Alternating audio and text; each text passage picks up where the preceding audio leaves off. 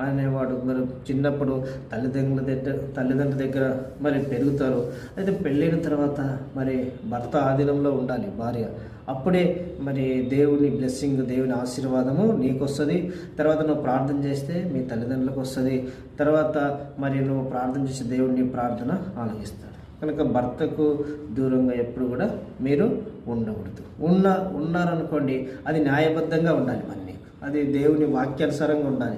మరి భర్త నీకు ఏదైనా కీట్ చేసి ఎక్కువ నిన్ను మరి టార్చర్ పెడుతుంటే, నీకు ఏదన్నా మరి చేయరాని విధానంలో నీకు చేస్తుంటే, అప్పుడు అది న్యాయబద్ధంగా ఉండాలి. అది దేవుని వాక్యం ప్రకారంగా మరి నీవే పరీక్షించుకొని మరి దాని పెద్దల సమక్షంలో దాన్ని మరి నిర్ణయించుకొని పెద్దల నిర్ణయం ప్రకారంగా ఉండాలి. కానీ మరి నీ పాటికి నీవు నిస్వేచ్ఛ ప్రకారంగా మరి నీ మనసులో మరి కొంతమంది సైకోలాగా ప్రవర్తిస్తారన్నమాట.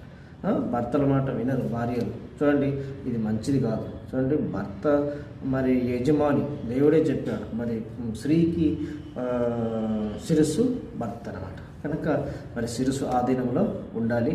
మరి కొన్నిసార్లు వస్తాయి